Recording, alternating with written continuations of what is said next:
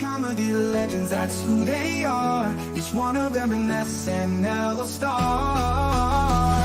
The truly great Saturday Night Live. Every week we do a deep dive. Let's find out who are the greatest hosts, the ones that the fans love the most.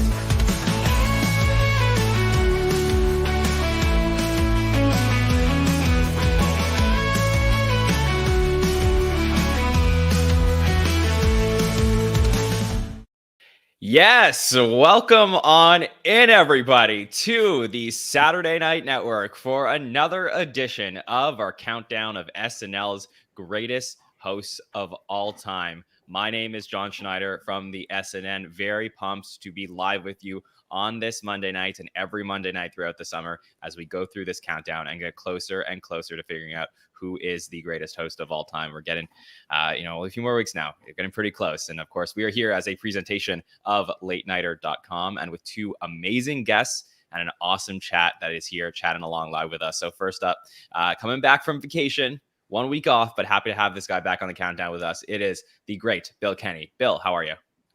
John, I'm great. I missed you last week. A lot of fun conversation as I listened to you and Haynes and Brennan talk about the three, and we'll get into that a little bit, I'm sure. But yeah, I'm happy to be back, digging all the Olympics coverage, and been watching Keenan and Jost do their thing. So it's a little bit of SNL salve along with this show every Monday to get us through till September 28th. So. Yeah, and I saw that Mikey and Marcelo were at the Olympic. They were with Mike Tirico. If you watch that crazy interview, I believe Heidi and Ego are there as well. So all the cast members that are left seem to be going to the Olympics. But yes, it's been a really fun summer talking about everything that we're doing there. And of course, everything we got going on over here. And it has truly been, I think, the longest that we've ever gone on this podcast without talking to Andrew Dick, who we completely broke the night that Josh Brolin hosted SNL back in March. So Andrew, so happy to have you back on the show with us. How are you doing, man? I'm doing well, enjoying the summer, just trying to survive another North Carolina summer out here. And yeah, it's been a while. Season 49 did kind of, it did kind of break me. At the point that we stopped, I did kind of come to a moment of clarity, and I kind of stopped completing episodes. I'd kind of get up to a certain point and just go, you know what, I'm not enjoying this. I should just stop watching. And so I kind of did. And so here we are. I'm hoping for better next season, but still always down to talk about the past. Yeah, of course. Yeah. So we close one chapter with season 49 and move on to season 50. And, hopefully you'll come back for some coverage of that with us if you do find yourself enjoying those episodes more. So I'm looking forward to that. Of course, as Andrew said, we're going to talk about SNL Past tonight. Before we get there, though, we would be remiss not to talk about the huge news that came out over the last week since the last time that we were live on the air. And that was the departure of two cast members from the show that will not be returning for season 50. So I believe it was, and I know not everyone's on social media, so I'll try and go through the timeline as best as I can remember it. But there was one night last week, I believe it was Thursday evening, where Punky Johnson was hosting a show in New York called Punky Johnson and Friends. She was out there, a bunch of SNL people, SNL cast members, SNL writers. And while she was at the show, things were wrapping up, and a question was asked to her about what she might be looking forward to in season 50. And she broke the news herself at that show that she would not be returning for season 50. So that was, a pretty big deal. People were posting it online, waiting for some confirmation. I ended up speaking to Punky on Friday morning just to, she's been a good friend of the show. We got to interview her. Truly love Punky just to see what was going on there. Obviously, a lot of speculation about her, why she left the show after 4 years. And, after the great conversation that I had with her, she's feeling great. She's in a really good place. She has no hard feelings for anyone at SNL. It was way more of like a, discussion with producers, with people at the show of like, is this really working? And I think that we all question that. We cover the show every single week, and we were like, did they find the right thing for Punky? It was a square peg and round hole. is she better off doing other things outside of the show? And I think ultimately that was the decision that was made. She has a bunch of things that she's lined up for herself after. She has a team that she put together to help grow her career. And I think she's going to be a star. Like, she is the warmest personality. When I was at the show, she's the one that everyone in the room like wants to hang out with. Like, she has star written all over her. So I think she's going to be in a great place. The following day, we found out that Molly Carney would not be returning for their third season at the show. That one was not announced by anybody else. That was announced by Molly on their Instagram. 2 years is the point where typically a cast member would go from a featured player to a repertory player. So I know that there's contracts that get renegotiated at that point. So it is a huge pivot point if something's working or not.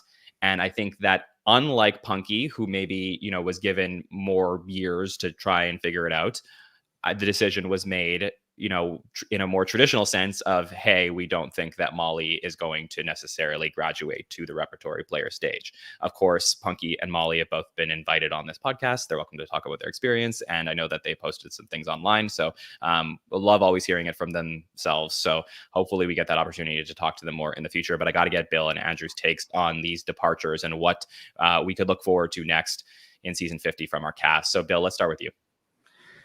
Yeah, it's always interesting, and SNL has had this problem forever. If it's not a white guy, and it's comedy in general, it's not just SNL. They have an issue, and they've come a long way. We've seen the domination of females on the show, of gay cast members who dominate the show, like Kate and Bowen. But I don't know that that's the reason why Punky and Molly couldn't find their niche on the show. But it didn't help that nobody was writing for them. And, Punky had some really, really great moments on the show. But as I was looking through after she announced her departure, most of it was the first two seasons. We didn't see a lot other than the telenovela last year. That was at the beginning of season 49. She didn't really have a whole lot going on other than really kind of providing some comic relief as, a backup player in a lot of sketches, like the barbecue sketch towards the end of the season. So what was it last year that Mikey and Punky did the update thing, or was that 48? 48. Yeah, was that 48? Well, okay. Yeah. Yeah. So I think this is, as you said, John, she's going to go on to do some great things when she has her own Netflix show or she has her own Hulu show. We're all going to talk about how she was on SNL. And, Molly, they're a trailblazer. Like, let's just keep it real. To have a non-binary person on SNL really broke a lot of glass ceilings, and they should be proud of what they were able to do, even if they didn't get a lot on. And 5-10 years from now, when the star of the show is a non-binary cast member, we're going to go back and look at Molly and say what a great job they were able to do to open those doors.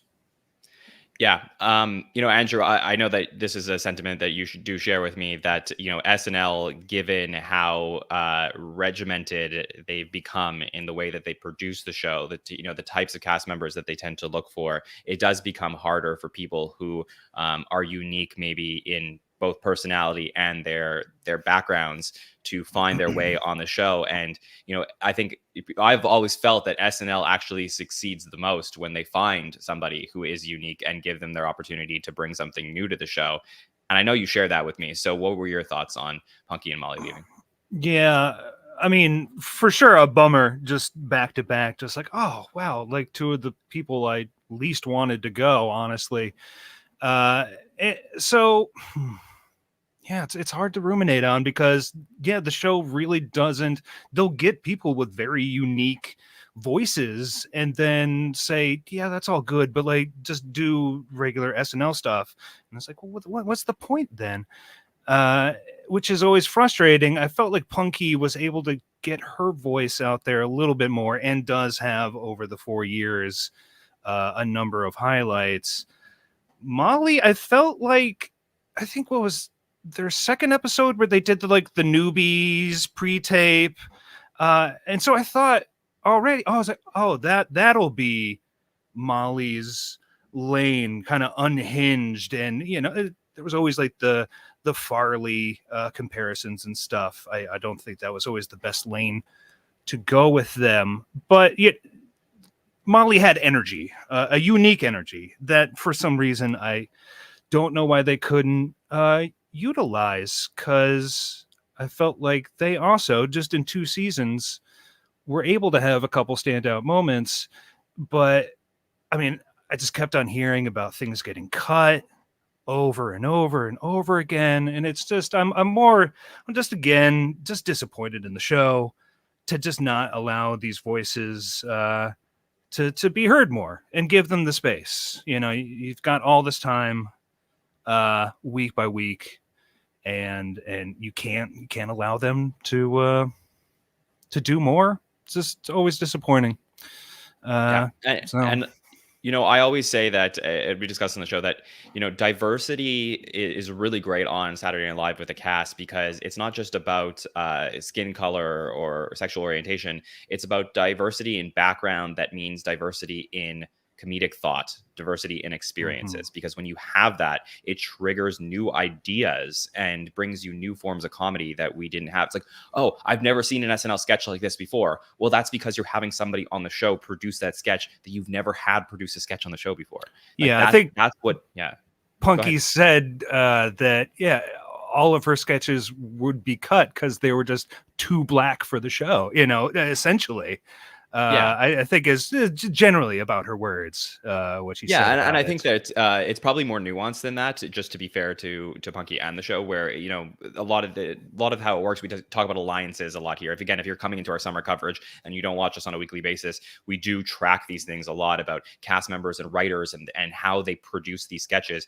Ben Silva was a writer that wrote a lot with Punky, and Ben Silva leaves halfway through season 49. That's a loss for Punky. That there's somebody in the writing room that isn't pushing to get Punky stuff on the air. So, you know, that's the type of thing that I think, you know, it goes unnoticed, because the name you won't see Ben Silva's name in the credits at the end of the show, but you won't know how that residually ends up affecting cast members and them being able to push stuff in the second half of the season. All the cut stuff, we don't get the dress rehearsal footage. We'll talk about the dress rehearsal cuts on the Hot Take show, but you're not really seeing it with your own eyes, what's happening there, what almost gets on the show. So these things are all factors in terms of the, you know, what people will remember years down the road. And ultimately, despite, you know, Punky getting things to dress, or Molly getting things to dress this last season, we talked about this in the Final by the Number show, just the numbers didn't add up. Like, they were not, you know, given the time on the show to resonate with the audience. And ultimately, SNL is a competitive environment, and they made a decision to whether it was mutual or not, to remove 2 cast members from their cast for season 50 that weren't putting up the numbers that they wanted them to, whoever's fault that was, whether it was theirs or the institution. But regardless, now, you know, like I said, I would love to get to hear more from Punky or Molly moving forward, and totally invite them to have that platform to talk about that with us. Moving forward from that, my expectation, Bill, is that we're going to see at least 1 or 2 more cast members join the show for 50. Definitely have to add at least 1 woman, hopefully a diverse woman, to the cast, I would think. So what do you expect? What do you think is going to happen? Has to be. I mean, you can't go backwards at this point to the times of Kerry Washington and Keaton have to stand up for the show when there was no diversity. I mean, obviously we still have Ego, but you know, you have to keep moving forward. And if it's okay, this voice didn't particularly work for SNL for whatever reason, then we still have to make diverse choices and move forward. So I think, you know, we got the announcement last week with Maya coming back, as we talked about for a couple weeks on this podcast, but only through the election. So they've already put that out there, the Baldwin addendum, if you want to call it that, or okay, after the election, that's going to be it. We're going to give it to a cast member if she wins. And the Jim Carrey too. And the Jim Carrey, exactly. So I think you have to bring in. The woman's name is on the tip of my tongue, but I can't think of it. Who's the person? Allison Reese. Yes, Allison Reese. Fantastic comic. Does a great Kamala. So maybe that's somebody who we're looking at going forward. But yeah, I would imagine we'll get at least 2 to 3 new cast members, and hopefully it's not a bunch of white dudes. Right. And I have to imagine that I'm going to give them credit. They must have a game plan. Like if they think that there's a decent shot that Kamala gets elected, or at least is involved enough in pop culture to be portrayed on the show past those first 6 episodes, that they have a game plan. So hopefully they'll figure that out. I mean, it is a very, like, look, James Austin Johnson did it a couple of years ago where he walks in his first episode and ends up playing Biden. But it is a lot of pressure in the 50th season of Saturday Night Live to be hired as a new cast member and then walk right into debate sketches in your first few sketches. Like it's an impossible task for me, Andrew, to do given the current format. If you're starting a new show, it'd be different, but there's just a lot of pressure. So I don't know. What do you think is going to happen now in 50 if you had to predict? I don't know. I really don't know what the game plan is. And I do wonder, because I feel like these 2 cuts are coming earlier than usual. I feel like, I don't know, they start making these plans more towards the end of the month, towards September. No, so it is the time. So typically, so contracts typically, my understanding is that the contracts typically expire around the middle of July. Renegotiations happen at that point.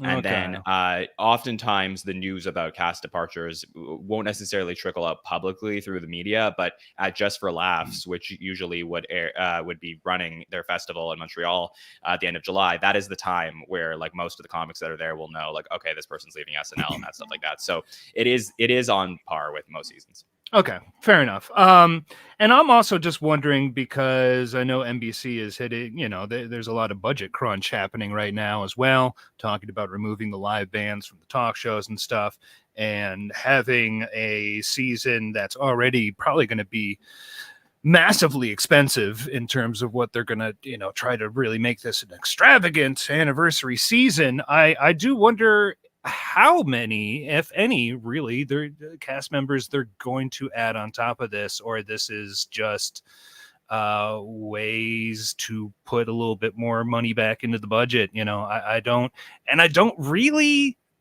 beyond them trying to secure a Kamala, I don't need many new cast members.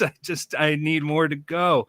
So I'd like a smaller, more consistent cast, and I feel like we have a good nucleus in there of younger players that I'm willing to spend a good 2 years, 3 years of just them as the focus. But we're kind of here, let me just push back for 2 seconds though, because hypothetically, I mean, if you were running the show right now and you were prepared potentially for after season 50 what is expected to be a lot of cast members departing the show, right? This is like a major milestone season.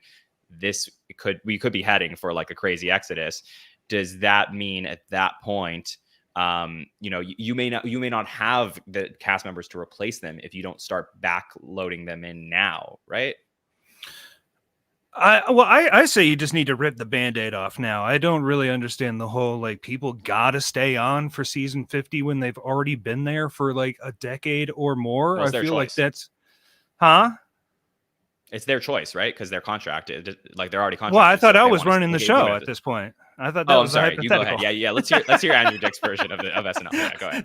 This is my hypothetical. That I don't Sorry, understand that everybody has to stay on for the. I just people get too wrapped up in tradition and people got to stay for this or that. Like I feel like I've already so done with the Jost and Che update. We've discussed it every single time I was on last season. And I feel like sometimes, I could be a cranky bastard, but I also feel like I'm a little bit of a canary in the coal mine where, like, if I'm really if I'm getting tired of it, it's going to take about a year or two before everybody else finally flips that switch too. And I think a lot of people are really getting tired of update right now. And why not just start fresh? It'd be new and interesting to have an anniversary season where, update all of a sudden is refreshed, or just people are so scared of new and change with the show, and it always infuriates me so much. And so I would, if I was running the show, I'd be trying to refresh it as much as I could every 2 to 3 years, and just there needs to be more of a, not so much treadmill, but just have a nicer balance of older folks transitioning out. You have a nucleus, you have new people coming in, and it just kind of all moves every couple years. But the last decade and a half or whatever, the show just feels so stagnant. So, yeah. Yeah. Bill, anything else you want to jump in on here before we move forward with our traditions? No, I mean, I agree with some of Andrew's points, but wouldn't it be interesting? And this is a bananas thing to think, but what if they add former cast members to the cast? Now they've never really done this other than bringing Parnsey back when Will Ferrell got him back on the show. But what if we get an Ellen Cleghorn added to the cast? Now, wouldn't that are they be not amazing? doing that with Maya right now? She's doing cameos. That's not I don't the same want thing. that. I don't. Again, that's not the show moving forward. That's again, we're just. But to have that grizzled saying, veteran, Bill's you have like- Keenan there. He's the most Bill's grizzled like- veteran ever.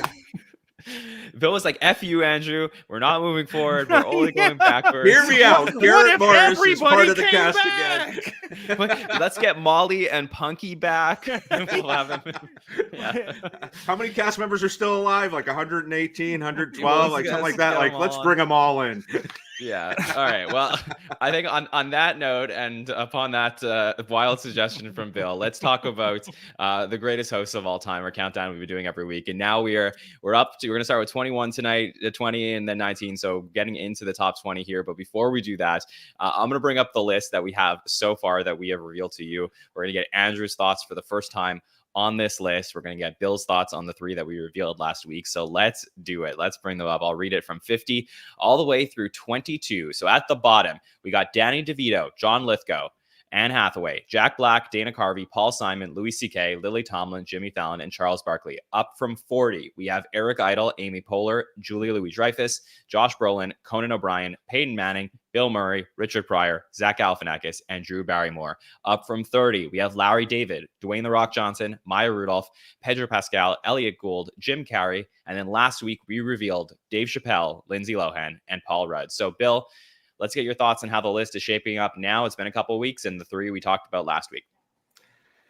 Yeah, I think the 3 revealed last week are just a bit high. I love Paul Rudd, but I think that's a little bit. He's above some people who definitely deserve more. Chappelle is an interesting case because the reason that he was on the show. I mean, you have 2 episodes that people will remember forever because of the 2 elections that were involved. But those shows are so different and so out of left field. Does that kind of take away from the fact that these are, he's hosting SNL? It's basically Chappelle's Show 2.0 a lot of the time. And I love Chappelle, but that just kind of takes a couple points away from me. And Lindsay Lohan, she is of a moment.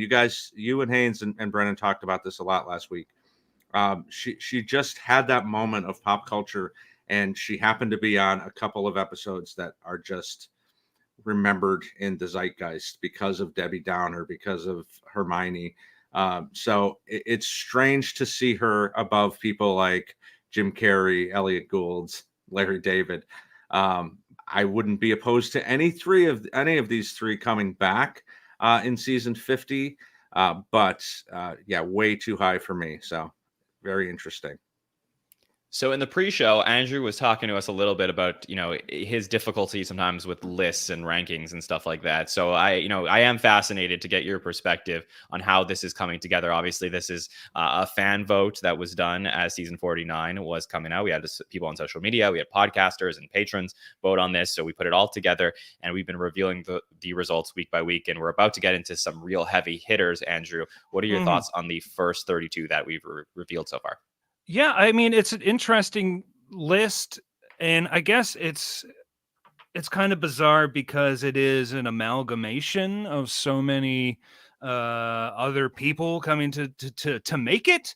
So, it's a little strange to me just to kind of to understand what's going on here, where Lindsay Lohan is at 23, just like, huh? Okay, over Eric Idle though? What? And excuse me? And we were talking, I mean, me and John, he was recently on my podcast, and I think we were discussing it there too about, like my feelings would be like Charles Grodin is one of the greatest hosts. He only hosted one time, but they made an absolute masterpiece of an episode, all crafted around his persona, and it was just that one time. Where does that make him land, though? And I don't think he's going to land in this host ranking. But that's like also my feeling as just like, yeah, where would a Grodin land? Why is Eric Idle at 40 if all of his episodes are incredible? Is it just because people just don't recognize his name as much these days? It's just it's a little odd. I'm not very good at lists, and so Yeah. Well, I think it's yeah. legacy points, right? So people, we do have some one-timers here on this list, like a Richard Pryor, like a Conan, like a Peyton True, Manning. true. So I mean, these are known as some of the better one-time hosts in SNL history.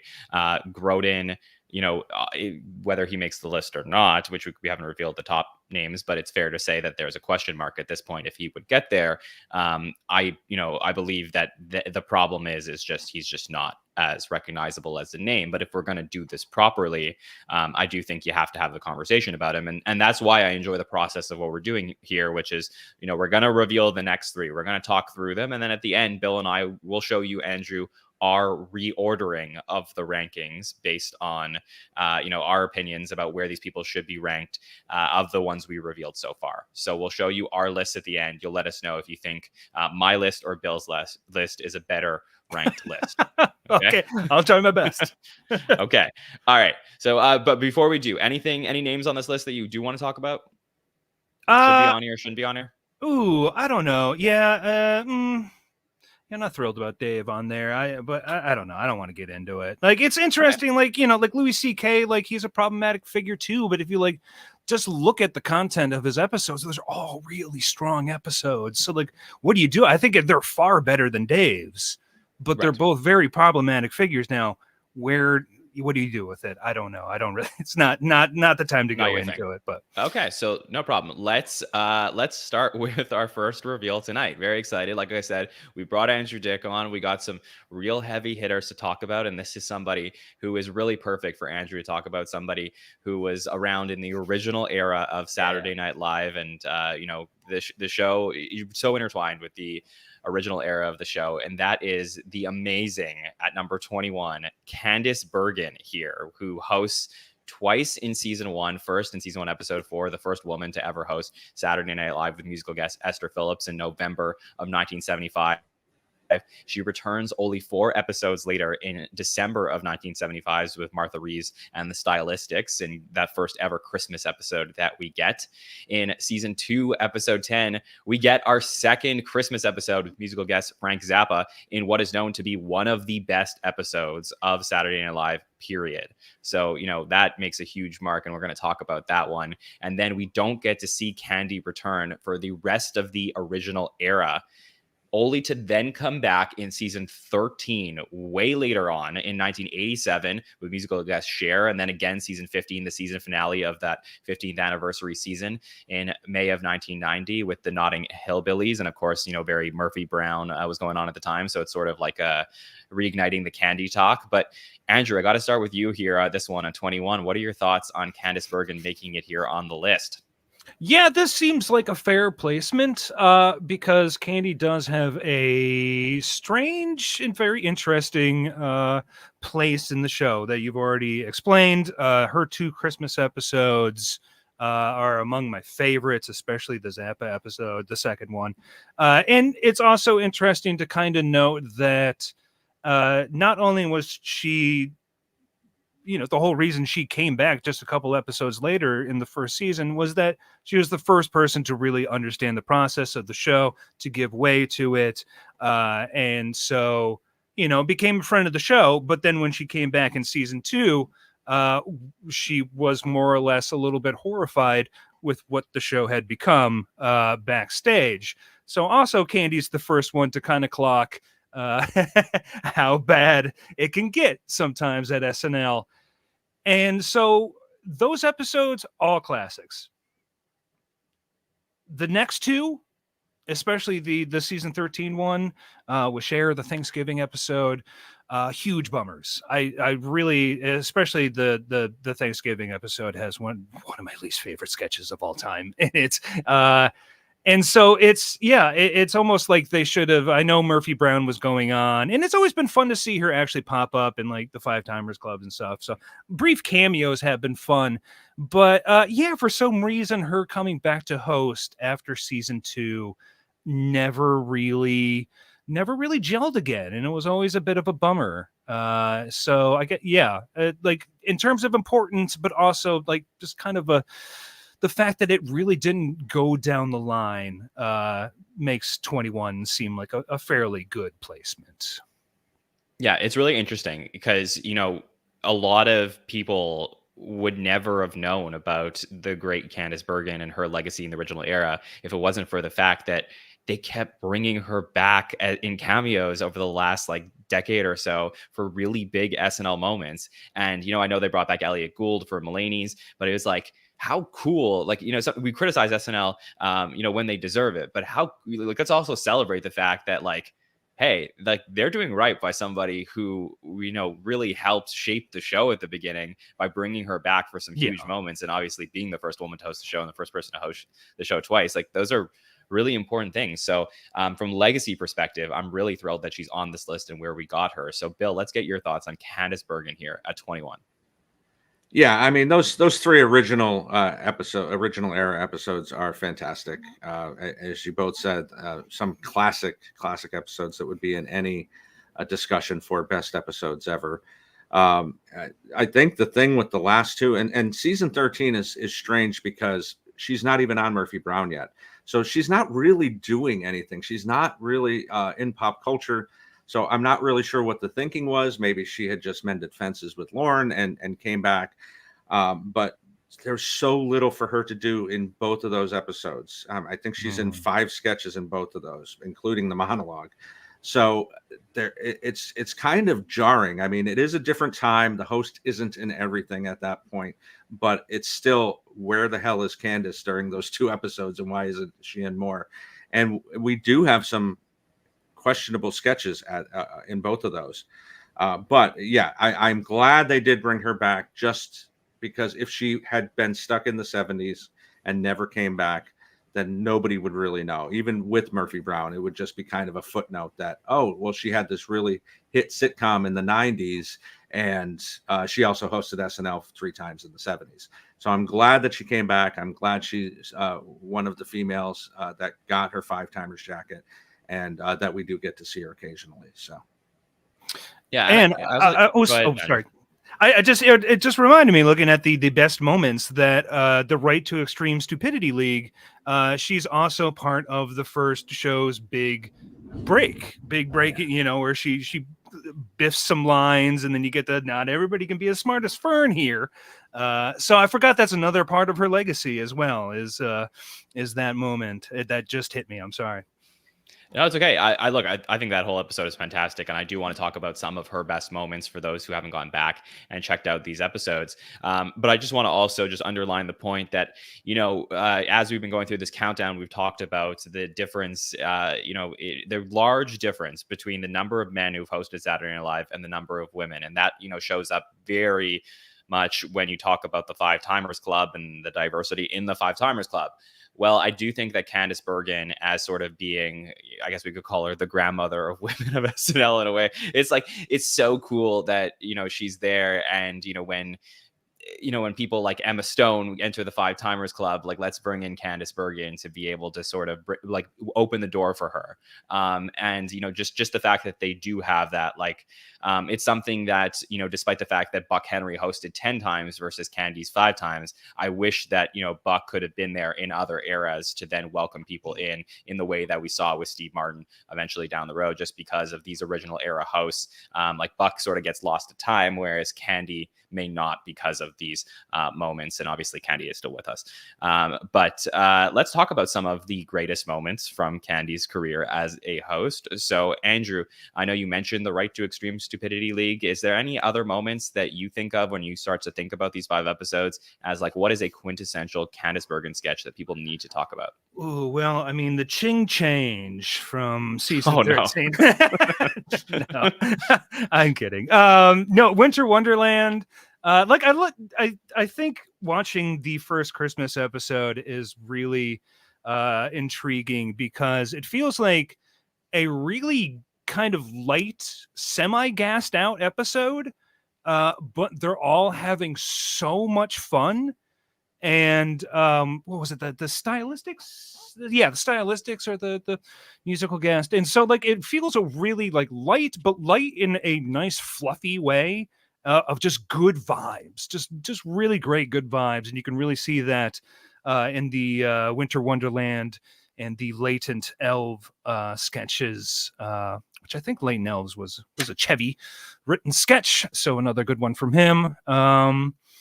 Yeah, and for those who haven't seen that one, that's like, a play on somebody coming out, except in this case they're coming out as an elf, and just the conversation. Candy plays like the quote unquote straight man really well in this sketch versus Chevy, who's sort of like playing this role, and then Aykroyd obviously eventually as an elf as well. So it's a really fun sketch to go back and watch. Yeah. And I love everything in the season 2 episode. I did an episode of it. If I had to create a list of top 10 episodes, it'd have to be in there somewhere. I don't know where, but it'd have to be in there. And we're gonna have you back next year when we do the best episode or greatest episodes of all time countdown. Oh, So yeah, and like I said, I mean, really the next two, the latter episodes, don't really think much of, sadly. So yeah. But really those first 3 episodes, all bangers. Love them. Great vibes. Everything's just cooking. So good. Bill, in your rewatch and going back to watch these episodes, what were some of the standout moments for you? You have to think in 76, 77, that if you were going to get a Christmas episode like this, like that she put in the first 2 years, we would all be so happy. And obviously that doesn't happen in many different ways, but I love that first Christmas episode in season 1 because as we've talked about, it's not just about the sketches that they are in these all-time classic episodes, but there's so much else going on. As you mentioned, the stylistics of Martha Reeves, some of the best music that's ever been on the show. You've got Mel's Char Palace. You've got Homeward Bound, which is one of the better Gary Weiss entries. You've got Laundromat with Belushi and Gilda. And then you get into some of what Andrew's already mentioned, Latent Elf and Winter Wonderland, but there's also Beacapades, Minute Mystery, which is always one of those sneaky favorites of mine that kind of harkens back to the 50s and 60s when they would do these like mystery shows on TV. And Killer Trees, like in the season 2 episode, is one of the best Christmas sketches ever put on SNL. So yeah, that's just a few. And I mean, in the other 2 episodes, there are some moments. I like Thought Bubble with Phil. I think there's some fun stuff there where they're a couple sitting at the table and they're having some problems and they're both thinking of other things. And isn't that with Kevin? No. Is it? Okay. I'm sorry. It is Phil, right? Yeah. I know. I thought it was okay. I'm wrong. I'm sorry. But and then I mean we get a Toonses too. So I mean, yeah, what more can you ask for in the last entry? But yeah, unfortunately, the way the last 2 episodes go with her lack of use and some questionable sketches, I don't think it tarnishes her legacy too much, but there is some good gems in there too. Yeah, I agree. I mean, I think, for me, when I went, to watch SNL for the first time and you go through those first 3 episodes and it's really like, what the hell is this show? Like you're trying to figure it out as they're trying to figure it out. And then I'm like, as somebody of my age who's seen a lot of SNL in modern days, and you go back and you watch it, and then Candice Bergen's episode 4 happens and you're like, oh, I can see it. It's like, they did the archaeological dig and I could see the structure of the house finally being built in that first, that 4th episode of the show. And it starts to look really cool. And I really have very fond memories of, one of the sketches we have on screen here, the feminine talk sketch of, Candice and Gilda just, sitting on home base on a couple of stools, having a conversation about, being women, femininity, insecurities, gender equality, like all of that stuff. And I remember watching that, like right around the time of the 40th anniversary, when I was going through some of the old seasons for the first time. And I remember like talking to my mom about it and just being like, what was happening at the time? Like, it's just interesting for me to be like, okay, like, what was the talk? I know that like women's rights, continues to be an issue today, but what was it like in 1975 in terms of the things they were talking about? And I think what worked for me is that it wasn't a conversation that the two were having about like, hey, this is what life should be. It was like Gilda, like doe-eyed, innocently talking to this person that she admires who was already a big star. And it's something I talked about last week, but it's the concept of the original concept of the show was that this was supposed to be up and coming, not ready for primetime performers, people who were not there yet. And we brought in hosts who have made it to show them the way and guide them. And I felt like this was a moment that sort of defines what SNL could look like, where a cast member looks up to a host and has these types of conversations. So I just thought that was a really powerful moment in the first episode that we get to see Candice Bergen on. Of course, for me, another standout is her and Belushi in the Casablanca parody that we get in season 2, episode 10. We didn't mention that one, but so good there. There's also the first ever consumer probe that we get with the first Irwin Mainway. So before we get Jane Curtin and Dan Aykroyd working off each other, we get Candice Bergen and Dan Aykroyd. And I think that, Andrew, one of the criteria that I look for in SNL hosts is can you work with multiple casts, but also can you work with multiple types of performers within a cast? And Candy, at least in those first few episodes that were really praising her, worked well with a Gilda, with a Belushi, with an Aykroyd. Like, she was really great with everybody. Mm-hmm. And that is what made her so good and so beloved, in my opinion. Yeah, no doubt. Yeah, and she really has like the couple moments with Belushi I guess she really did have like a big sister, little brother kind of connection with them. And it brings out his moments with her bring out more humanity than we usually see out of John, which is always nice as well.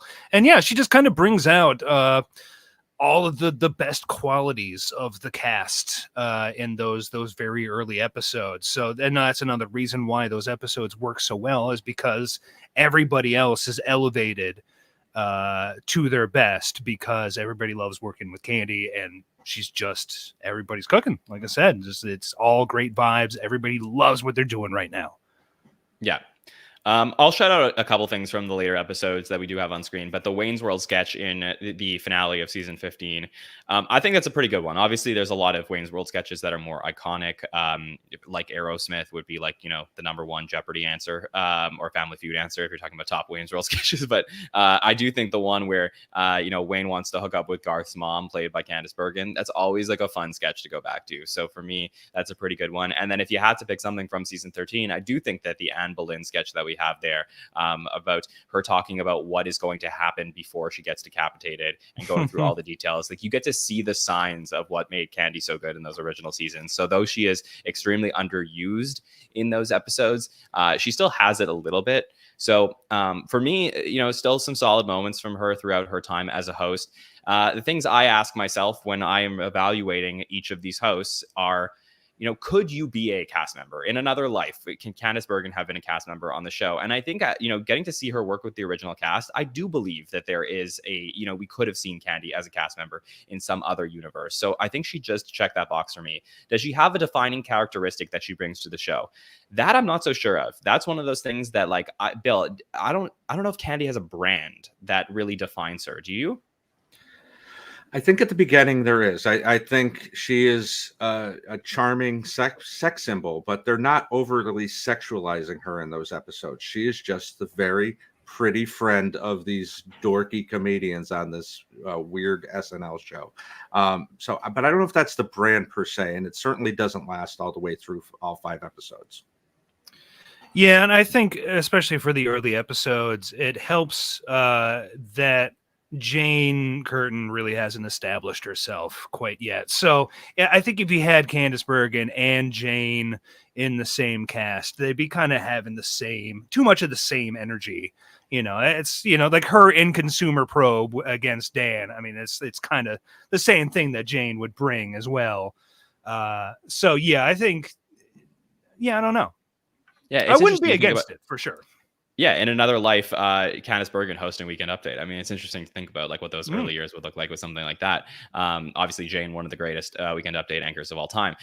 Can you work with multiple casts? Well, it would be very fascinating to have this conversation about, and that is the conversation we're having now. Is like, do the last 2 episodes she hosted diminish her legacy because they weren't as strong as the first 3? In my opinion, no, because she gets in the 5-Timers Club, which we would never probably hear from her again if she didn't. So I think you had to have those 2 episodes to have the first woman who ever hosted the show in the 5-Timers Club. So that to me is great. And then you also get to see her, work with a Phil Hartman, with a Kevin Nealon, with a Mike Myers and a Dana Carvey. So you get the examples of her just being spread out throughout SNL history. So I think those points enhance her legacy. From an analytics perspective, 7.0 SPE, so that's sketches per episode. That's really good for somebody who hosted 3 episodes, in the beginning eras of the show where, you're scattered all around the show. You're not being used on a regular basis. It's under average for the series, but that's a pretty decent number for me for what I expected from her. Obviously, some guest appearances as well boost that legacy. So I'm feeling pretty good about the spot here that Candice landed in. I wouldn't have minded if it was up a little bit, but I'm happy that she's very close, if not right there at the top 20. So Bill, let's get final thoughts from you on Candice Bergen and anything else you want to say about her. Yeah, one of the most important hosts in the history of the show. First female, obviously, is no small feat in 1975. Brings 3 instant classics, immediately boost her up, and I'm glad as well that she did get those other 2 episodes, so we could still be talking about her in 2024 when she comes into Emma Stone's episode. So very happy to see her make it up this high. Andrew, final thoughts on Candice Bergen here at 21. Yeah, I'm fine with it. But like you say, I could almost say that I wish it was higher, but we don't know who's ahead of us at this point. But I feel it's a solid placement. All right, well, let's find out who's next on the list as we enter the official top 20 greatest hosts of all time as voted by you. So here we go. This is somebody who is a huge name in the SNL universe, somebody who you can't tell the history of Saturday Night Live without another 5-timer coming in here and a former cast member. This is the legendary Will Ferrell at number 20, voted number 2 on our greatest cast members poll that we did last year. So here we go. Let's talk about Will Ferrell as a host this time, who hosts the show for 5 times. The first time coming back in what was one of the more anticipated episodes at that time, which is like, oh, wow, Will Ferrell, who's become this, was a huge star on the show, was the biggest deal ever about SNL's decline when he left the show, goes off, makes these blockbuster movies, comes back at the end of season 30 with Queens of the Stone Age in May of 2005, and a very fun episode. Returns a few years later, season 34, episode 22, and Daryl Hammond's last episode on the show has some major moments in there, which we're going to talk about. Good Night Saigon. I mean, that is like an all-time SNL moment, so we're going to talk about that. Returns, always does the May stuff, right? Comes back a few years later in May of 2012 with Usher. And those first few episodes, every time everyone's so excited for Will Ferrell. And then over, in the 40s, we get him a couple more times with Chris Stapleton in January of 2018, season 43. And then most recently, King Princess, November of 2019, season 45. So, some really interesting moments. Obviously, we've seen many eras of Will Ferrell's life through the blockbuster movies he's had outside the show, but clearly one of the most important people to ever walk through the studio doors. And here we are talking about him at number 20 as a host. So, Bill, your thoughts on Will Ferrell and where he landed on this list? My first thought, although need to see the 19 ahead of him, is he's the first one I think has been robbed. I think he should be way higher than this, not only for the importance of the times that he came back to host, but the fact that he is considered by many to be one of the best cast members of all time, including this here program. It's really kind of strange to see him this low. He's hosted within the last 5 years. So it's not like he's been gone a long time. And I think, especially those first 3 episodes, here we go again with the first 3, but are classics. I think I mentioned it a couple of weeks ago when we were talking about, I can't think of who it was now, but when it's an event. And I think the episode that he comes back in season Jimmy 30 Fallon. is definitely not Jimmy Fallon. When he comes back in season 30, that is an event. Not only is it the end of the season, but it's the end of one of the worst seasons in the history of the show. And he comes back and injects life into this program that he was on for 7 years and dominated. And there's so many great moments. He also has, as we get into the sketches, I'd like to get Mike Murray on the bat phone to find out if this is the most a host has ever done this, but he's in all 5 cold opens that he hosted. So I don't know that that's ever happened before. So that's kind of interesting too. And that just shows you the trust that the show has in him all these many years after he left the show. My love for Will is well known. I'm trying not to be biased, and it'll be interesting to see who's ahead of him and how pissed off I get. Right. That's an amazing point, by the way. I never thought about that. I would have to think so. And it's going to go to this, I'll just cut in here with something that I would have mentioned later. But, from an analytics perspective, I know that we're, again, talking about one of the greatest cast members of all time. So it makes sense that he would do this. But as a host, to be in 9.6 sketches per episode, I mean, that's like unreal stuff there. We're talking about, there's going to be one host ahead over the next few weeks that we'll talk about that sort of comes close to that on that level. But that is like, for an average of somebody who's done this 5 times, that is a major number. Like, it's crazy. So for me, when he does come back to host, Andrew, like he's all over the episode, gives everything he got, and it becomes, the Will Ferrell show, but in a great way, because obviously he's beloved. So let's talk about your thoughts on him and where he lands here on the list.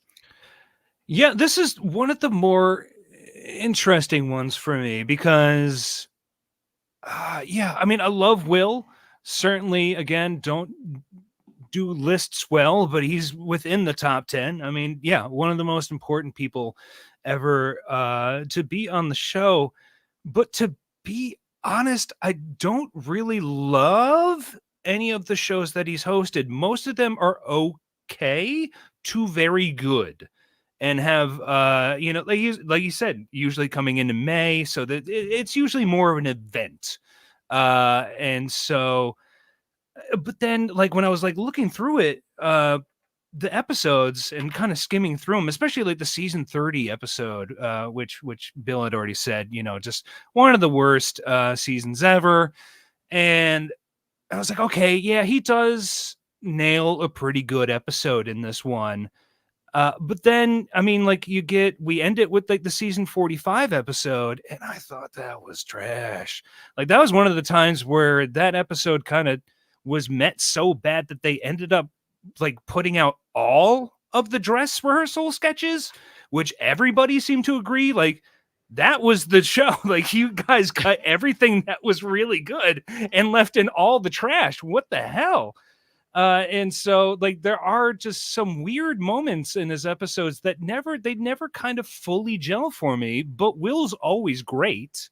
Like I can never knock Will. I'm just kind of knocking the show and sometimes the mechanisms that are underneath his shows. But I mean, you have like 2 monologues down there in the best moments. Like he always has a really fun monologue. Always brings back like 1 or 2 really fun characters, usually has one sort of set piece for himself in there as well. That's usually pretty fun. But 20 is, I don't know if I can circle that square for myself. Like, I just don't know.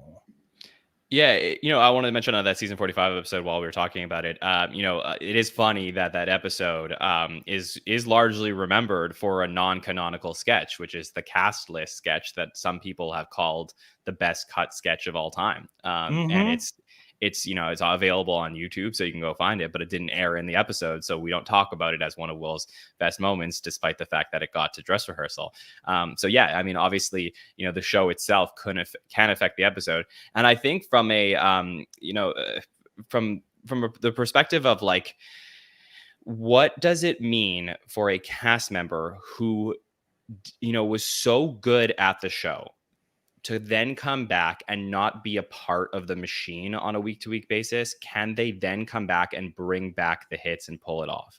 I think that's something that we've asked many times throughout the years, starting with Chevy, with Bill Murray, we've asked it many times, like, can you come back and can you pull it off without being there and going through the process as if you normally would? Because it is different to be a host that comes in for 1 week and then you have a new writing crew who probably wasn't there at the same time you were. So you have to resort to bringing back your own writers if you're going to want to bring back nostalgic sketches.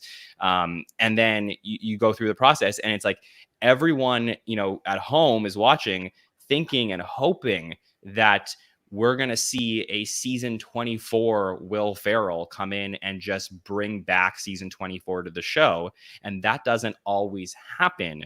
And what it does happen, it's a great thing. I mean, it's happened with Kristen a couple of times. Will's definitely pulled it off a couple of times, but it is just an interesting philosophical question about SNL specifically and how it does work to bring back one of the greats and then pull off putting them back into the machine. And I think that's where you do get the inconsistency with Will throughout these episodes. So Bill, your thoughts on that? And let's dive into some of those moments from his hosted episodes. Those are good points. I think the thing that you want the most from somebody coming back like a Will is, can they elevate this a bad season? As I said with season 30, season 45 is not a great season either. It's right before we started podcasting. We're right in the middle of all that Trump nonsense, and it's just constant cameos, constant, like, too much of that and not enough of covering the wonderful cast that was there at the time. So I think he makes the most out of that material. And does it all hit? No, it doesn't. But he's certainly better than a lot of the other hosts that we got in season 45 and in season 30. So as far as moments, I mean, let's start right at the beginning. We've got the backstage cold open with he's running into all these people. He runs into Polar, and she's still pissed off that she didn't get into Anchorman. He runs into Lauren, and this guy, and talking to Finesse, not Keenan, is one of those lines that lives in my head. So yeah, we're off and running right from the beginning with him, and I think he has a good mix of bringing back his characters and doing new things. So in that episode, just in itself, obviously it brings back Celebrity Jeopardy, but we've got Pepper Grinder with Forte, and we get to see the two Wills playing off of each other for the first time. And you've got two of the greatest cast members of all time playing off of each other from two different eras. That's what we live for. Just right? Screaming at each other. Yes, exactly. Just screaming. I'll tell you when I'm done. So fantastic. Yeah. Two of the greatest screamers, both Will F's, just screeching madness. Yes. And it's a magical moment. If you haven't watched that one, like that, out of anything on this list, like it's one that people don't talk about enough, but oh my gosh, what a great sketch. Yeah. And then, I mean, we get Lawrence Welk in the second episode, which always works for me. I'm a sucker for Denise. I'm sorry. I think it's funny. Was it diminishing returns how many times they did it? Probably, but Will was one of the best at that, playing the leading man to all those lovely ladies and Denise. So just a few. Yeah, I think one of the cool things for me is when he comes back and he does Celebrity Jeopardy, which again becomes like one of the quintessential sketches of his era. And he, as it's Ferrell, but it's Ferrell as Trebek. And he's sort of like leading the sketch that opens up an opportunity for other cast members to come in and do impressions. And it's so the perfect sketch because Jeopardy has become so iconic. And even if you don't watch it, you understand it, so that they can do this in anniversary shows. They could do this in other eras, and barring Trebek now no longer being around anymore, and Connery, I guess too. It's probably not going to happen again. But for a very long time, it was like, we have to do a Celebrity Jeopardy sketch now that Will's in the building. And there's not many other cast members that have that, where they can bring back their sketch that is so them, but also is able to incorporate the new cast. And I love that we get to see that at least a few times when he does come back. Andrew, for you, any other moments from his episodes that you want to talk about? I will say that I think at the time that it aired, people didn't really love the season 43 one as much. I kind of remember myself kind of defending that one a little bit, and it's not on here, but I think one of my favorite sketches that Will did when he came back is the Chucky Lee Bird sketch that rounds out that episode. Is dark and caustic and insane, and it is one of my favorites. And I can see why a lot of people don't bring it up, but it is certainly a personal favorite of mine. And yeah, we haven't really touched on Goodnight Saigon. So let's do it. Yeah, this is the time. Yeah. I'll say I've never quite understood the fuss about this. Oh no. Yeah, I mean, I get it. You know, Daryl had been there forever. You were doing so good, by the way. We were like, we're almost an hour in, like no crazy takes from you, and now I just don't get it. I don't know. I don't get it. Like, I don't understand. Somebody take it, Bill. Like, somebody explain to me, like, what it is about it. You know when you go to like your favorite concert and then they play like the song that you've been waiting for them, and then it's just like jubilation, and you're just like, yeah, like that is what that moment was. It was just like absolute pinnacle craziness of like, it just builds slowly. The cast is there. It seems like so perfectly choreographed, and then all of a sudden, like all of these random people just start coming in, and this like moment, Artie Lang is there. It's like, what? Right, why is like, Artie Lang there? Like, what's going on? And what emotion am I like, supposed to be feeling?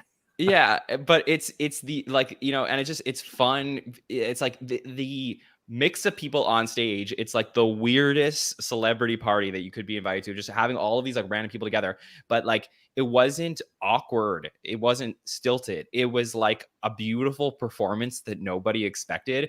And with Will at the front, like leading it, it honestly felt like, to me, one of the greatest moments in SNL history of like, wow, like the show could produce this. Like, it felt like a culmination of a lot of like building up to that point. So like, I view it within the context of the series as opposed to just an individual moment. Whereas I know people who do enjoy it for what it was, but for me, it was just like like I was emotional after it. Like, it was that meaningful to me. Yeah, I mean, I was not watching live, so also like that was part of an era I wasn't watching. So when I went back to it, it just didn't have the impact, you know.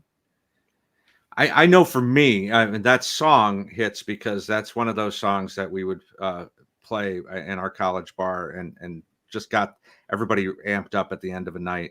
And I think having Will come back with somebody he had been on the show with for 7 years to kind of help him say goodbye. You know, SNL has leaned into the schmaltzy goodbyes, and sometimes that works. I think Kristen's works very well. But this was more of a subtle, like, okay, this guy's been on the show longer than anybody.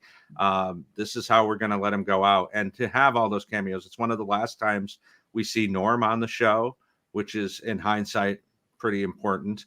And yeah, all the mix of everything we get so many different cast members in there as well. We get to see Keenan in there. So it's almost the passing of the torch, even though we didn't realize it at the time, of the longest cast member who will lead into the longest cast member going into 2024 in Keenan. So it's really interesting in hindsight to see what happened in that sketch. And I will also say, because people are putting words in my mouth, I never said I hated it. I said I just don't get it. So, you know, yeah, well, like, I'm not being cranky Andy. I'm just saying I just don't understand the fuss. I never said I hated it.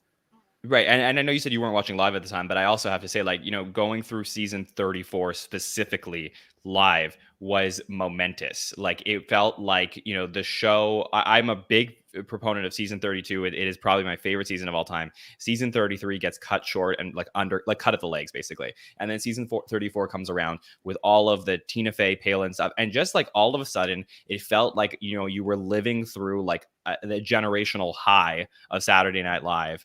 They did 22 episodes that season, which was like sort of unheard of at the point that they had that many I know they were doing 21 for a lot of seasons, but 22, I mean, it was like first time in a very long time that has ever happened. And like, it just felt like, okay, we get to this moment at the end with one of the greatest cast members of all time coming back and like leading this like season ending arc. And it was just like, it was just really cool. And knowing that, you know, we actually, when we interviewed Daryl Hammond, I sort of asked him the question of like, did you know that like this was like, was this your goodbye? And he was like, it wasn't really my goodbye. Like I sort of just viewed it as what it was. But like for us as fans, like there's no way you can watch that and not feel like it's Daryl Hammond's goodbye, because just like him and Will coming into the show together and then having that moment as Daryl goes out, I think is like a really cool way to end his career at the show. Yeah. I mean, it's, and I like it as like, I do like it as, you know, like a big, and even if Daryl wasn't leaving, a big kind of big dumb thing to end the season on is fun. But a lot of those things I just, I don't ever really feel canonized in greatest sketches. And like Eddie pointed out in chat that Jim Downey also is kind of baffled by the reaction, the sort of canonization and belovedness of the sketch as a little strange. And, you know, again, I don't want this to just swallow up the entire Will Ferrell hosting. No, it's not. It's not. This is but, great stuff. You know, it's just like, it is a big moment for his episodes, and I've just never quite understood it. So, Yeah, that's totally fair. I mean, I would really love to debate that with Jim Downey one day, but it'd be great. But yeah, and I also want to point out that Ellis says in the chat, written by Colin Jost, and you know, Colin is, you know, one day if we ever do some sort of writers draft or writers rankings, I think we'll be talking about Colin Jost is impacting. How much do you write this though? I mean, it's a Billy Joel song. He didn't write the Billy Joel song. No, but like, you know, puts it together in the SNL format, right? So like writes, you know, he makes this happen, but he does. I mean, it's the same thing with Cecily's goodbye a couple years ago, right? Like he's not Colin Jost is not Elvis Presley, but he puts together. I know he's conceptualized it. I'm just yes, yeah, for sure. So, but I think that like it is cool, and I talk about this, you know, as something that I think the show lacks sometimes is like people at the show loving the show itself. And I think that Colin like is able to understand and grasp that sometimes and put together these moments that I think, you know, whatever SNL ends up becoming post Lorne, I think we're going to look back at the Lorne Michaels era and be like, oh yeah, like there were people who worked there that really like loved the show as it's being created and develops. So yeah, this is one of those moments for me that I think is like quintessential for SNL viewers if they haven't seen it. Bill, anything else for you on Will Ferrell as we start to wrap up our conversation about him? Well, say what you will about season 45, but we do get, you know, we get to see Will work with the newest cast. So I one of the things I love in that is the Bertucci's ad where he's working off of Kate, and we also get to see him with Heidi. And Kate's the mom who just gets pissed off and has to leave, and they're trying to make this wholesome family commercial, and it all goes awry. So just getting to see him work with the most current cast for the most part. Hopefully we get to see him this year and see him work with people like Sarah and Chloe Trost, because he's one of the greatest of all time. So as many casts as we can see him with, the better. Yeah, I mean, obviously, natural prediction is he's for sure going to be at the 50th doing something there. Do we think he's going to host this season? I mean, I think you sort of have to, right? Like, you know, we're talking about some of the real greats of all time. I don't think, you know, there's not many like right on the Mount Rushmore list that we're for sure going to get that will host in season 50. Hader says he doesn't want to do it anymore. Kristen hosted last year. Phil's not around anymore. Dana, I hope they get him to host, but they haven't shown an interest in booking him in a long time. So I feel like Will Ferrell's like the chalk pick after you're talking about like real top cast members that are still around to bring back to host the show. Has to be there. I would think so. I mean, Michael Anthony Hall's not available, so yeah. Or Anthony Michael Hall either. Yeah. That's, I don't know. I mean, also Will's not a young man anymore as well. How old is he? I don't know. Probably, you know, in the 60s. He's you know. He's 57. Is he 57? I think, I don't know. Get back on that stage, Will. I think a 57-year-old can host the show for sure. Yeah. I think he's got a solid. I just don't know if 13 he years left. really, I don't know where Will is these days in a sense, where he is personally.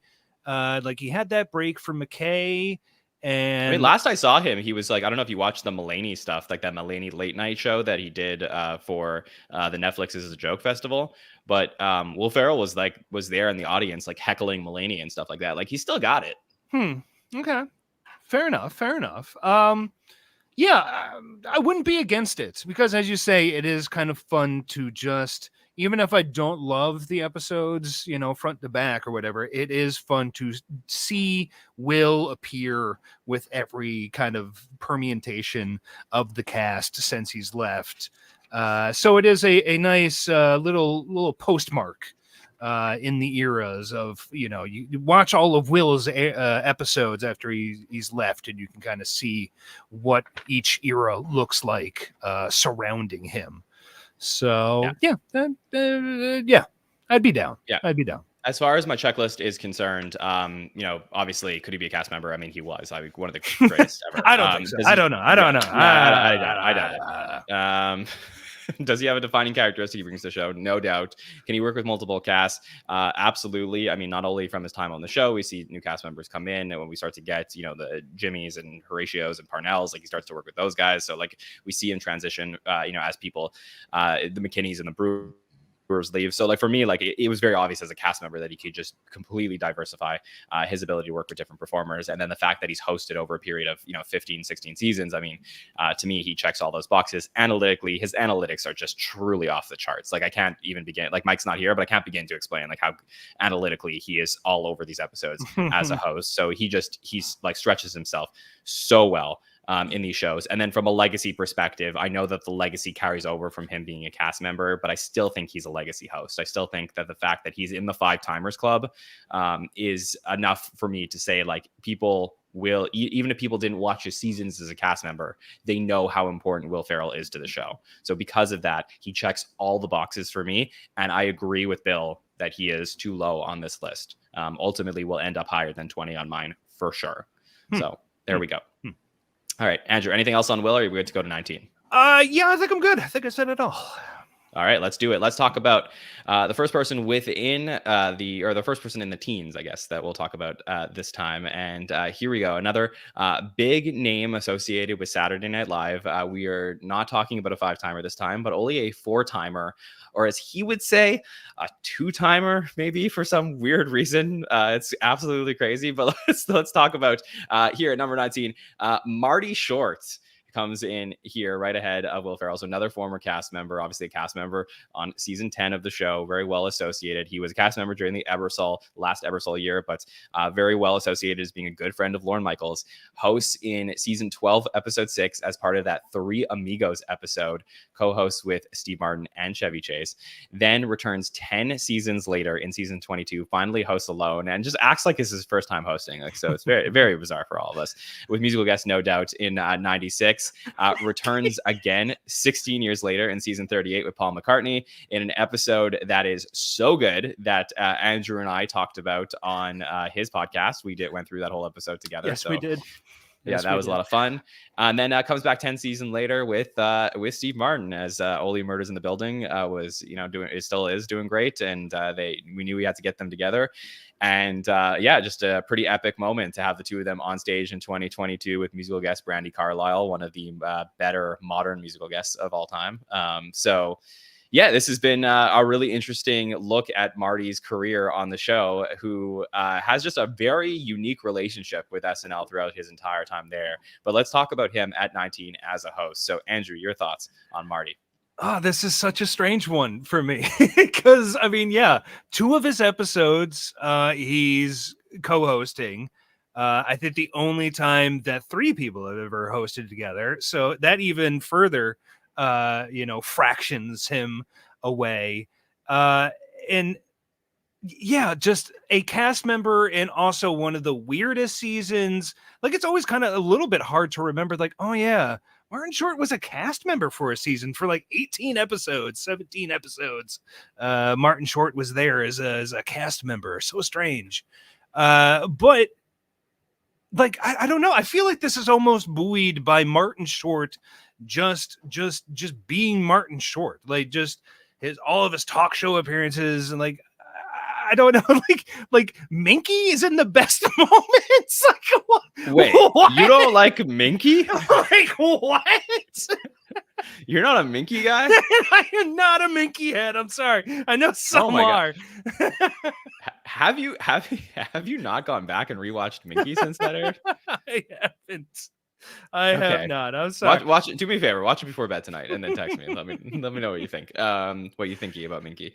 But yeah, And like you said, we did discuss the season 38 episode, so we have kind of gone deep on Martin Short, semi Minky high price up. We have gone deep on Marty semi recently. And so yeah, just kind of this is interesting, even more interesting to beat out Will Ferrell. Is very strange to me. Very, very strange to me. Like that's what I'm saying, where this has to just be based more on Martin himself than the actual legacy on the show, because I don't think Martin has 19 out of 50 hosts impact on the show, like really big impact. I really don't think he has that. But I was looking through the season 22 episode, because I was like, boy, I barely revisit that that season often, and skimming through it, and I was like, wow, okay, this actually, that was the one episode where I was like, I really kind of wish I had sat down and watched this one front to back before we hopped on mic, because you got, the debut of Celebrity Jeopardy. You get the Martha Stewart Christmas. Like it has a ton of great early to mid 90s moments for the show. And so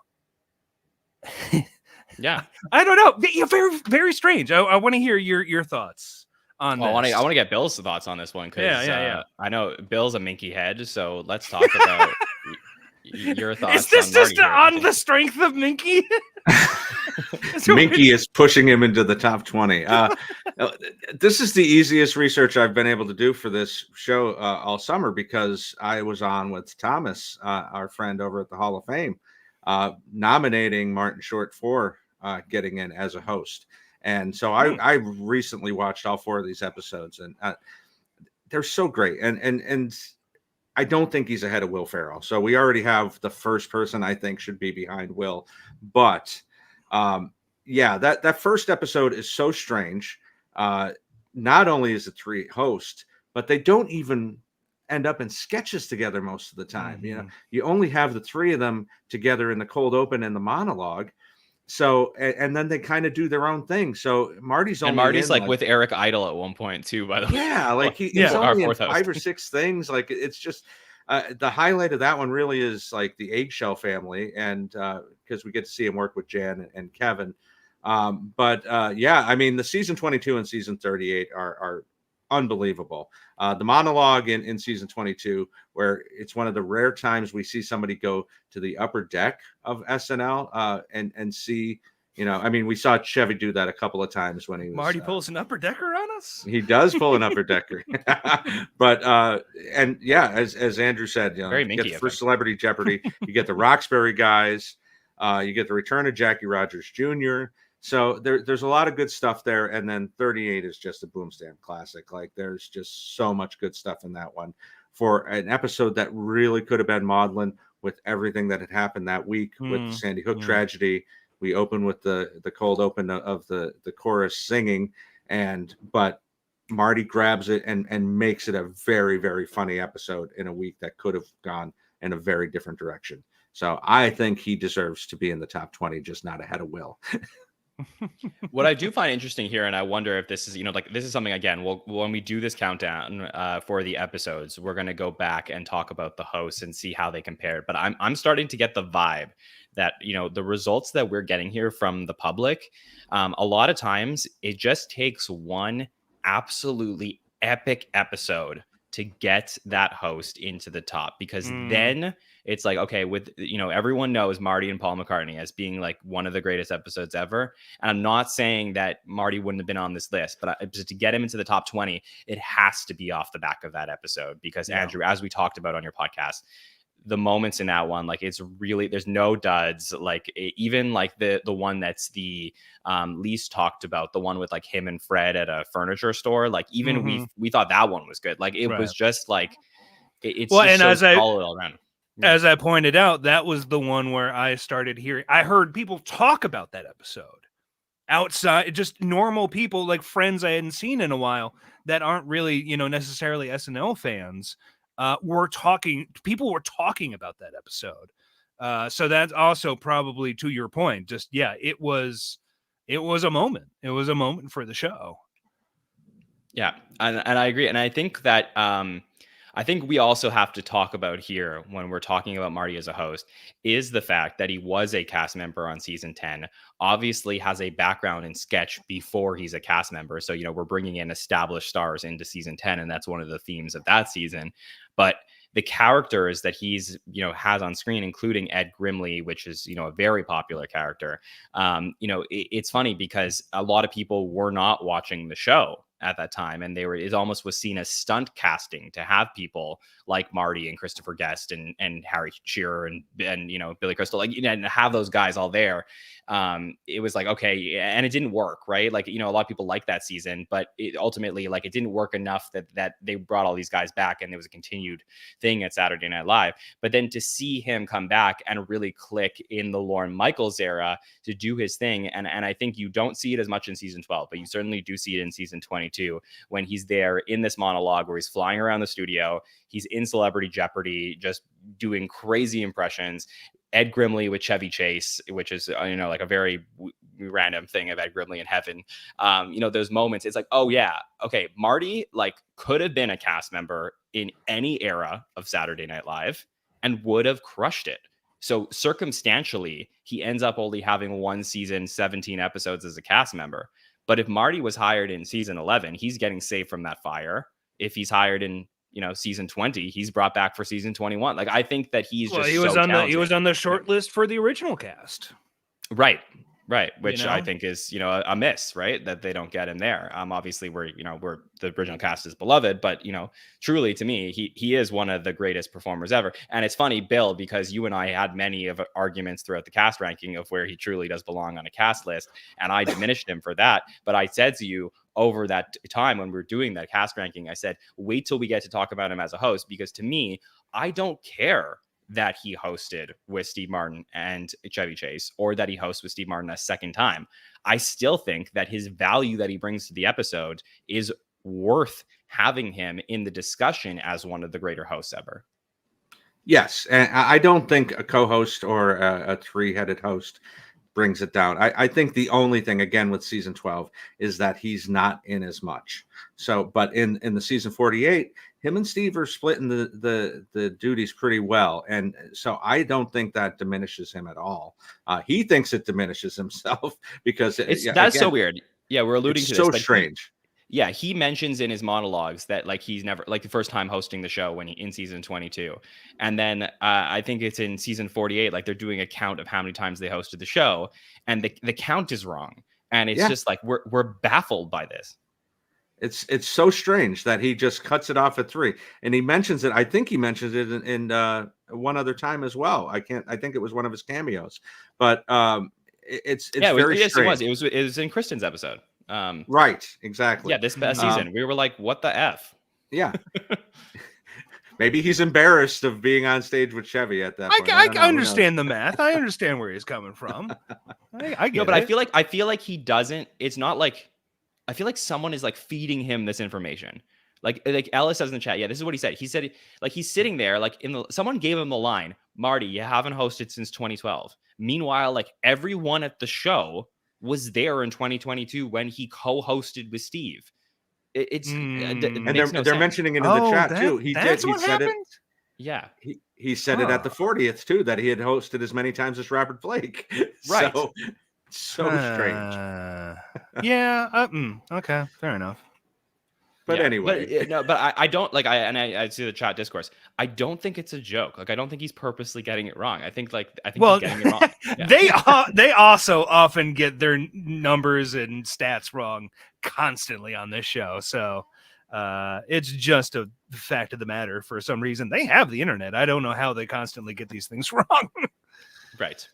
Okay, well, let's continue our discussion about Marty, Bill, with just asking you if there's any other moments from the list of the episodes you watch from him that you want to make sure are quintessential Marty sketches that people should go back and check out. Well, a couple moments from 38. The Royal Family Doctor with Hader is just so fantastic as they talk about the Queen's nether regions and give it as many names as they could possibly do. And it just becomes a battle to see how much Marty can make Bill Hader laugh, which, in hindsight is a pretty easy thing to do, I think, but it's still really, really funny to watch. And you're a rad bastard, Charlie Brown. I mean, it's come up on so many different things we've talked about, but it's one of those Christmas sketches that kind of gets thrown away and doesn't get talked about enough. But him playing Larry David, playing Linus, is one of the great moments in that sketch as well. So, and I love his 48. I think him and Steve are just so great together. Obviously, Christmas Carol, the pre-tape, is a modern classic and something that we're going to see in the best of Christmas for probably the next 15, 20 years. Yeah, I love that one. We had a lot of fun on the podcast that night, Andrew and I talking about that sketch on the Hot Take Show. And it was just a really fun episode to talk about. The Science Room also, the one with Cecily and Mikey. That was probably my favorite version of that sketch. Like just having them all together. We have a Visit with Santa on there where he's playing a disgruntled elf. That one's a really fun one. And then, back to season 38, I also think one that's important to mention is, him bringing back Jackie Rogers Jr. in What Up With That? That's like a really cool moment as well. So I don't think the audience understood, but, fun little deep cut. It was for us. Yeah. Fun little deep cut. Isn't that one of the strangest juxtapositions in the history of SNL? I mean, you've got this What Up With That, which just has these random celebrities, but to bring back a character from 1984 that most people don't really remember outside of our community, and just that it didn't even originate on this show.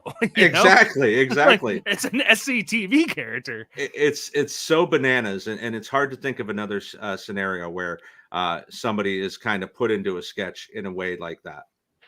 But I think he was supposed to be wasn't he supposed to be like the son or the grandson of like another famous actor? So I think that was sort of like. Well, no, he's just the Jackie son Rogers was a real person. Yeah. Okay. Yeah. Okay. So yes. So then basically, I guess in universe it's supposed to be that. But I get your point for sure. I also want to shout out. I mean, the monologue in season 48. I know this is part of Steve and Marty's act that they tour with, but them roasting each other as part of the monologue to me was another great moment. And look, 11 guest appearances from Marty. Clearly, he'd come back many times. He's as good of a friend of the show as you can get. And I thought it was just very interesting, Andrew, that you mentioned his appearances on talk shows, his legacy overall boosts him up here. I think this is one of those conversations that we were having a little bit in the pre-show of the difference between best hosts of all time and greatest hosts of all time. And I think when we're talking about greatest, which is what we're trying to do here, you have to factor in legacy points a little bit and what it means to have somebody who was a cast member so affiliated with the show then come back and be ingrained into the show in future overall versus somebody that if you're hey, I'm just going to start an episode and I want to pick a host, who are you going to pick? I think Marty sort of checks both boxes in a way, but I can understand why you would feel that 19 would be too high for him. Yeah, I mean, and that's the thing is, I think all of the episodes are really good. I mean, I even think the season 48 episode was really fairly strong. But yeah, just 19 does seem on the back of those 4 episodes. I don't know. And another one. I'm not great at lists, so it's 19. All right. It always kind of. Yeah. All right. Well, for a person that's always kind of oh yeah, Marty was a cast member. It is it's a little strange. Yeah. Well, as far as criteria are concerned, obviously he was a cast member, so he could be one. Does he have a defining characteristic he brings to the show? Absolutely. I think the Marty Short brand is an archetype that I think that when we see new cast members, we start to look and see if they have the energy of somebody like a Marty when you're running around on screen. So I think he has one of the most defining characteristics in terms of cast members of the show. Can he work with multiple casts? Clearly. I mean, he's been all over the show's history, so that's no problem. Analytically, analytics again here, a little bit hard to judge because because 2 of his hosting gigs are with other co-hosts. So I think it would be unfair for us to look at the analytics and truly be like, okay, how is Marty as a host versus not? So I sort of take it with a grain of salt here. Legacy points again, obviously, brought anytime that we're going to bring back a group of hosts to celebrate, I think Marty's going to be part of that. It is something to think about in terms of how the show views how many times he hosted, if he will get to that 5-timers club, because if he doesn't think he's in the 5-timers club, will the show celebrate it if they ever bring him back? So I think we'll have those discussions plenty of times. And of course, I mean, Minky, right? So, I mean, but, I love y'all Minky lovers, it takes a village. Yeah, absolutely. So Is that the final saying? thoughts I from don't you, Bill, on Marty Short, and if we might see him in 50 and where you think we might see him. Yeah, I think we've discussed it before. I think he and Dana are the leaders in the clubhouse as far as people who get their 5-timers jacket in the 50th season, given who's left to possibly get in there, and his friendship with Lauren. Yeah, I mean, just an all-time to see somebody from the Ebersol era get love from Lauren is pretty impressive. I think Eddie's really the only other one, and Lauren has done that begrudgingly some of the time, I think. So this is a good placement for him. It might be a tad bit high. Also, I have to say that if you talking about him working with Hader, if you haven't seen the Jiminy Glick clip from this summer with him interviewing Bill Hader, it is amazing. Even if you don't love Glick, just seeing him play off a Hader and ask him the question. So Willie Mays died. It's just it's an incredible interview that he does with Hader, and it's great to see the two of them work together. Yeah, if we're bringing Marty back for season 50, like I don't know why all of a sudden he's got a bug up his butt to bring back Jiminy Glick. I'm fine with it. I've always loved the character. It does seem a little bit it's a little bit strange for Marty because it is so mean when he is one of the nicest people. He's like a kind of a Don Rickles, like Martin doing his Don Rickles, basically. But boy, if we want to bring Marty back for season 50, do it in character Jiminy Glick all night. Do it all night. We're going to do the Sarducci, are we? Yeah, I think that would be tons of fun. Or just again, just something to mix up the show would be nice. And yeah, I mean, also just go watch his work on SCTV.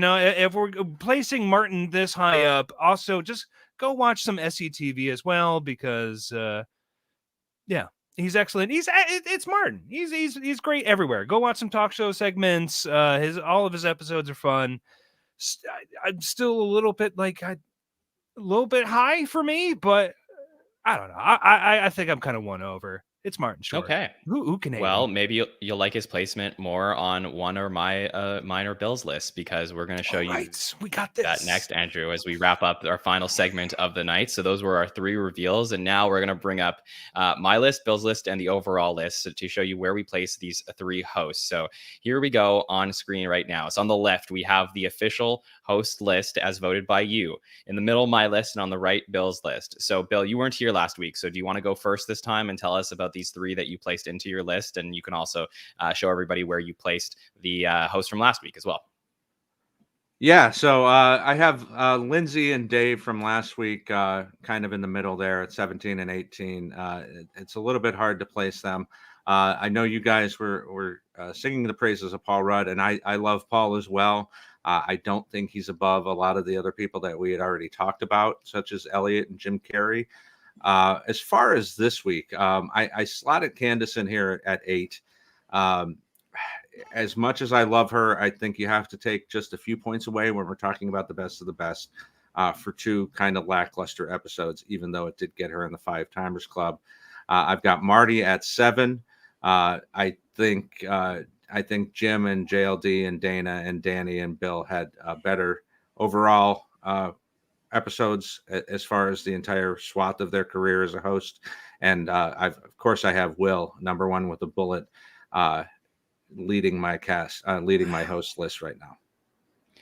Yeah, so for me, I mean, from last week to this week, I did end up moving down Lindsay Lohan a little bit. So I thought about it more, and yeah, I do think that she hosts an important place in time, Oh, but these are moving week by week? yeah. So we're gonna lock these in Oh. when it's all said and done, but we're allowed to be a little fluid. You're sort of putting these in as we go, and if we think they're wrong, and chat could tell us as well, we can move these around a little bit. So I did end up moving Lindsay down a little bit. Thinking about where to place my others. I mean, I'll read out my top 10 that I have now. So right now I do have Marty at 10, Jim Carrey at 9, JLD at 8, Elliot Gould at 7, Candy I slotted in my 6th slot, and then my top 5 is Bill Murray, Danny DeVito, Paul Rudd, Dana Carvey, and Will Ferrell is also my number 1. So for me, Marty, I do have a 10. Like I said, I value his place in SNL history as a host, but I will dock him a little bit more than Bill, I think, based on these rankings, just based on the fact that he did co-host with other people. I know I'm talking out of both sides of my mouth, but I think that the people above him probably had more impact solo. So I think that's where my justification was called in. But I guess I could see the argument to put him above some others. Candy, I want to put above Marty, though, because again, I just think her role in SNL history is way too important for me not to value her up into the top slots here. So that's why I have her above. Like to me, the out of the 3 we have ranked today, this order makes sense to me. And then Will Ferrell, again, I know how great he is as a cast member, but you really look into it, he does check all the boxes as a host for me. Dana Carvey, maybe stronger episodes, but I think that Will Ferrell having the 5, having a lot of moments for you analytically is crazy good. So yeah, that's why I have Will Ferrell 1 right now. Andrew, either of these lists stand out to you more than the other? Is there Will Ferrell at number 1 for both? So far. What? What? So far. Interesting. Why Danny DeVito at the top for both? You want to go first, Bill?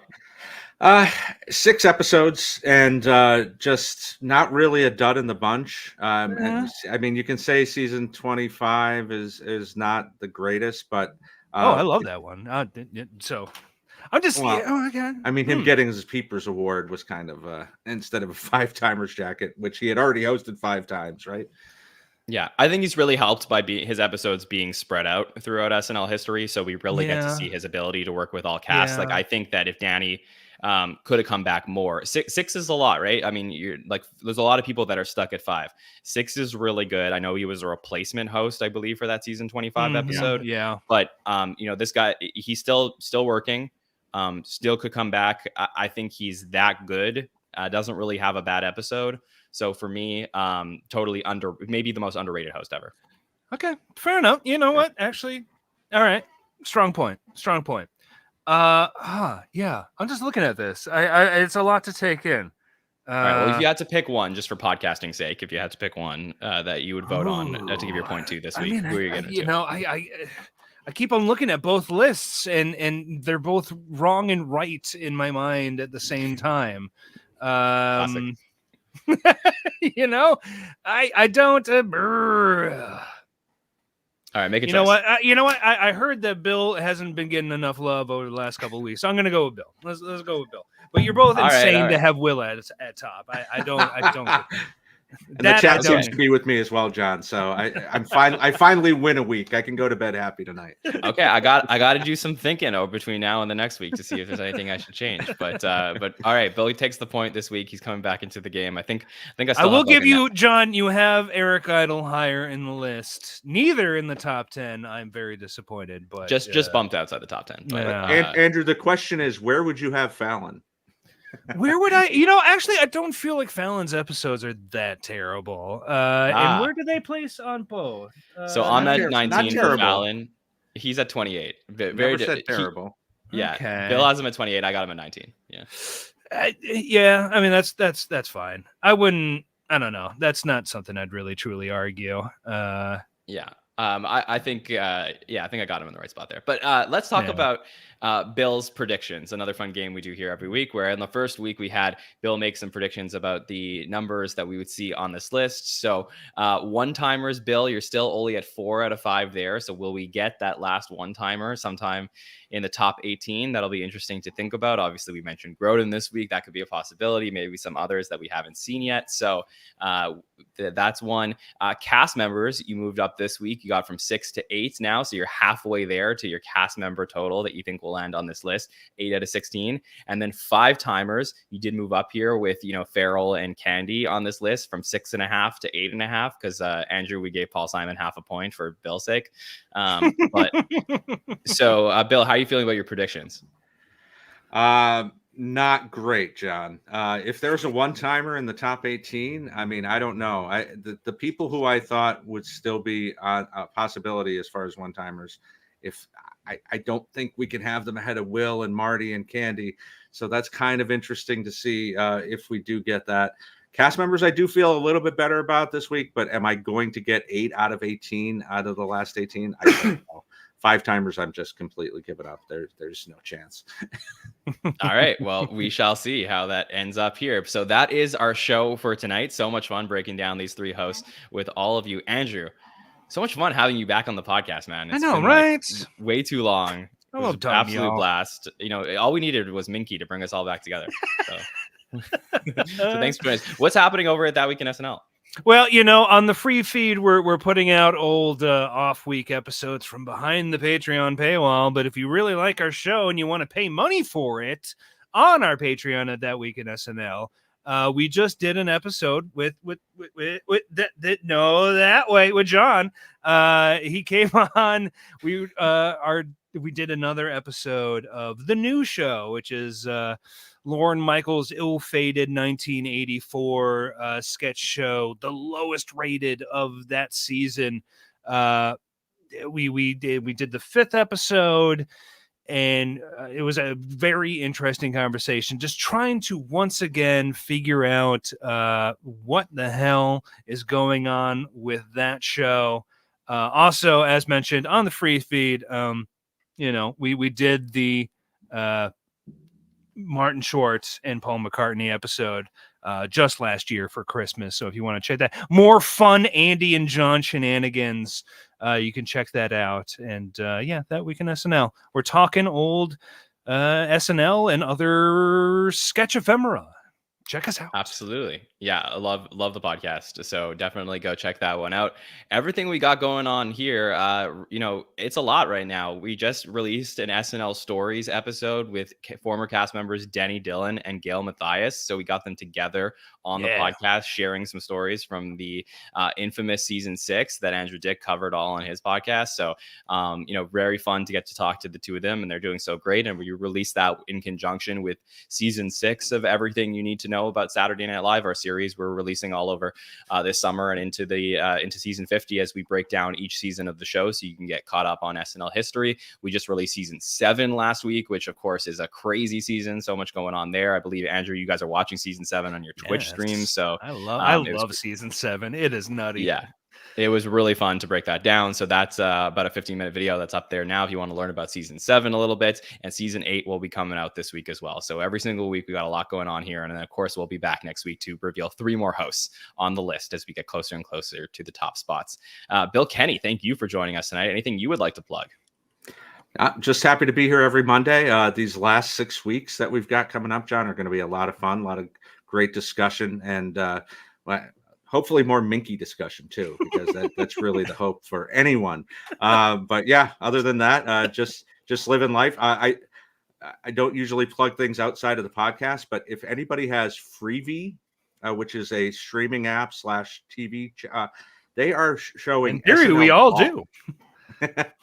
They have a channel called SNL Vault, and they're running our episodes, and it's just random shit thrown together from the history of SNL. A lot of fun if you're looking for something outside of the Peacock cut up episodes. I even saw some Robin Duke JLD stuff last night, so something to go check out. Yeah, very cool. Awesome. Thanks for the plug on that. Well, if you want to see everything we got going on here, you got to subscribe to the podcast, YouTube, Apple Podcasts, and Spotify. What are you doing if you're not subscribing? Support the show. So come do it. We also got a lot of fun stuff happening on social media. Every single week, we're posting, these charts that we put up here. So if you want to look at them further, you could see them about a week after this show, so we don't spoil it, but just so you could check out some of the great sketches from these hosts, and also some background on the seasons we're releasing on everything you need to know. So if you want to follow us on social media at the SNL Network, Facebook, Instagram, TikTok, and X. I also love when you guys comment on the videos. I go back, I read all the comments after. It's so much fun. So seriously, comment and like if you don't mind. That would be awesome. I also want to thank our presenting partner for this show, and that would be the amazing latenighter.com. Go read some late night stories over on that website. Fantastic, and getting to work with them. Thank you to the chat for joining us on this Monday night, and our great friends Bill Kenny and Andrew Dick for joining us on the show. My name is John Schneider from the Saturday Night Network, and we will see you next time, everybody. Have a good one. Bye-bye.